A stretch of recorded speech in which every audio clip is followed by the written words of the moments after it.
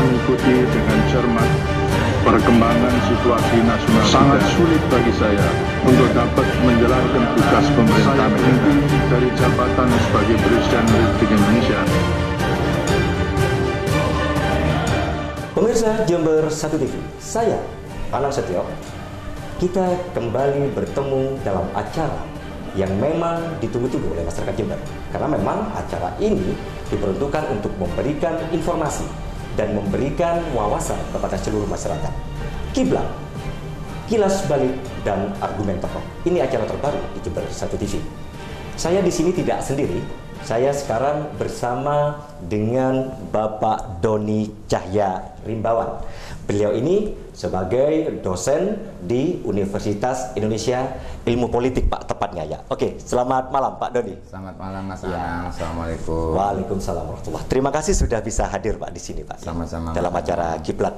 Mudah-mudahan Pak Doni perbincangan kita pada malam hari ini bisa memberikan wawasan kepada masyarakat, bisa memberikan informasi yang benar apa yang akan kita perbincangkan nanti. Kalau tidak salah ini perbincangan kita akan mengupas tentang Pak Harto ini Pak. Ini cukup menarik Pak Doni ya. Jadi rezim Soeharto ini cukup menarik karena memang terlalu lama memimpin di negeri kita. Namun yang akan kita petik di situ dalam rezim Pak Harto ini adalah Pak Harto mau memberikan hartanya sebanyak 6/7 dari harta Pak Harto. Tapi saya tidak akan ulas itu dulu, saya akan ke Pak Doni dulu. Pak Doni, ini seperti tema kita, tetapi saya ingin memperkenalkan Pak Doni dulu di masyarakat Jember khususnya dan pemirsa Jember 1 TV. Pak Doni ini kesehariannya sebagai dosen, betul Pak? Benar Mas Anang. Iya, iya. Dan Pak Doni sendiri ini ke Jember dan ke Jakarta Pak ya, ini sudah sering, memang asli Jember Pak Doni ini? Ya kebetulan ibu saya ya. Itu di Jember, kemudian kakak saya juga di Jember. Jadi ya mondar-mandir itu karena itu di Jember. Oke, Pak Doni, kan kita akan perbincangkan tema kita pada malam hari ini. Yang perlu saya tanyakan ke Pak Doni. Pak Doni, UI ya, Universitas Indonesia adalah sebuah universitas ternama di Indonesia. Dan kalau kita lihat, di situ banyak sekali aktivis-aktivis dan banyak sekali kegiatan-kegiatan yang melahirkan putra-putra terbaik di Indonesia ini.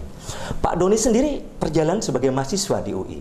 Ini Pak Doni kalau boleh tahu ini basic organisasinya apa Pak di UI ini?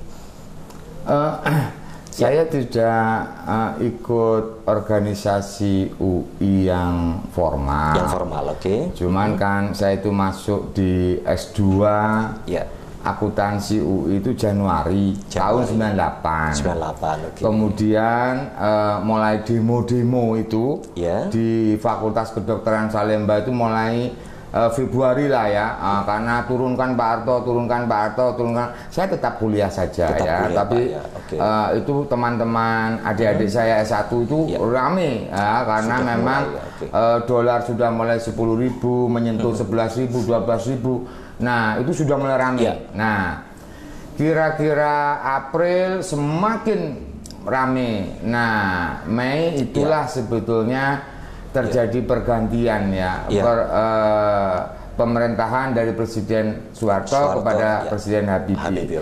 Saya juga masih tidak ikut-ikutan ya, tetapi di posisi menjelang Pak Harto jatuh, kira-kira seminggu, 2 minggu sebelum itu, saya memang ikut keluar masuk DPR ya, sebagai aktivis lah begitu ya. Yang ribuan itu jumlahnya. Nah, saya ikut-ikut saja, ikut-ikutan gitu ya. Saja, Pak, ya. Tidak punya inisiatif apa-apa, cuman ingin melihat ada apa begitu ya. Itu saja. Itu saja, Pak. Terus kemudian Bapak mempunyai inisiatif untuk ikut secara aktif Pak dan memilih mungkin seperti bukan organisasi tapi sebuah kelompok pergerakan. Itu awalnya dari mana Pak? Nah, pada posisi tanggal 21 Mei, 21 Mei, itu ada beberapa petinggi negeri mantan ya, ada Pak Ali Sadikin, ada tokoh-tokoh nasional begitu ya, berkumpul itu mengatakan kalau Pak Wiranto ini tetap menjadi Panglima ABRI. Ya, Panglima ABRI, oke. Teman-teman di DPR itu tidak akan diapa-apakan. Nah, karena yang ada itu saya, maka saya ditanya, kira-kira kamu setuju apa tidak? Saya bilang ya setuju saja. Setuju pada waktu itu, Pak, Tapi saya minta beberapa syarat. Pertama, sampah-sampah di seluruh DPR itu yang sampahnya banyak itu dibersihkan. Betul. Yang kedua, keran-keran air di DPR itu dihidupkan. Yang ketiga adalah listrik itu kan sempat dimatikan, itu harus sempat padam, Pak, sampai padam. Kalau 3 syarat itu bisa dipenuhi, maka mahasiswa akan mendukung Pak Wiranto tetap menjadi Panglima ABRI, dan itu disampaikan oleh Pak Sri Edi Swasono kepada Pak Wiranto, dan itu dituruti sehingga pada waktu itu sudah mulai hidup lah ya. Nah, saya mulai sebentar Pak Sri Edi Swasono Pak, sebagai apa itu Pak?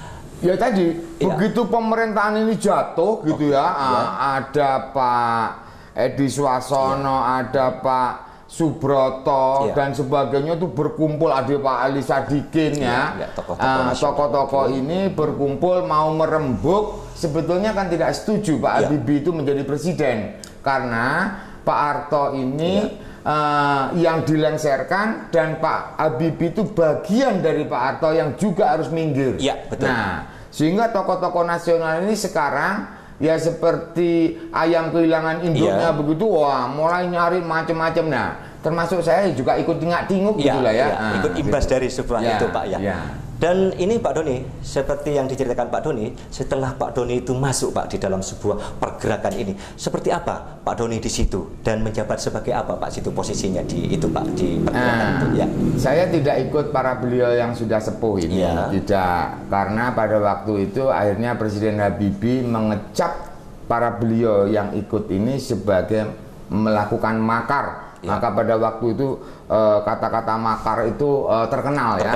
Saya tidak ikut-ikut beliau, saya kuliah biasa saja. Nah, pada peristiwa di Semanggi itu di November di Semanggi ada penembakan peluru nyasar kena anak 5 tahun yang bernama Ayu. Waktu itu saya tetap kuliah waktu itu. Nah, teman saya dokter yang mengambil spesialis, Dokter Aditya mengatakan kepada saya, "Don, kamu harus lihat Ayu, apa urusannya?" Saya tidak punya urusan. Masih belum tergugah Pak pada waktu itu. Saya tidak punya urusan. Gitu. Sudahlah, kamu lihat dulu. Apa yang harus kita lakukan itu urusanmu dokter, bukan urusan saya. Nah, tetapi pada waktu teman saya ini maksa di situ itu di kamarnya Ayu ini itu sudah dijaga tentara. Nah, saya tidak bisa masuk, terpaksa saya dikasih jaket dokter lah ya untuk nyamar. Nah, nyamar. Begitu saya lihat itu, astagfirullahaladzim. Jadi Ayu ini diselang-selang begitu. Saya ngelihat sambil nangis. Nah, si perawat ini pasti dokter palsu ini. Masa ada dokter pakai nangis gitu ya? Gitu ya. Saya nangis itu. Saya keluar, saya ke kampus, saya bilang ke teman-teman, hal yang semacam ini dari tentara tidak bisa dibiarkan. Dan kita harus membuat sebuah gerakan. Sebuah gerakan. Saya bilang, coba kamu kasih nama ini apa? Nah, terus teman saya membuat nama Formas UI. Apa itu? Forum Mahasiswa X2 UI. Nah, sejak itu kami berpikir, kemudian menyampaikan unek-unek kepada para pemangku negeri itu lewat Formas UI. Lewat Formas itu, itulah perjalanan Formas UI itu pertama kali ketemu Pangdam Jaya Pak Jaja, ketemu Pak Subagio sebagai awal mulanya Pak seterusnya. Awal mulanya dari si Ayu itu tadi Pak dari Ayu itu. Dari Ayu menggugah dari jiwa Bapak pada waktu ada di situasi seperti itu. Dan ini Pak Doni, apakah Formas ini sendiri di dalam sebuah pergerakan, andil apa saja yang sudah dilakukan oleh Formas UI ini di dalam sebuah situasi pada waktu itu Pak? Awalnya saya itu hanya ingin memperjuangkan Ayu saja ya. Ayu yang kena keserempet peluru itulah pikiran saya harus saya perjuangkan. Lewat mana? Lewat Jaksa Agung waktu itu Pak Galib, kemudian fraksi ABRI waktu itu masih ada fraksi ABRI DPR ya.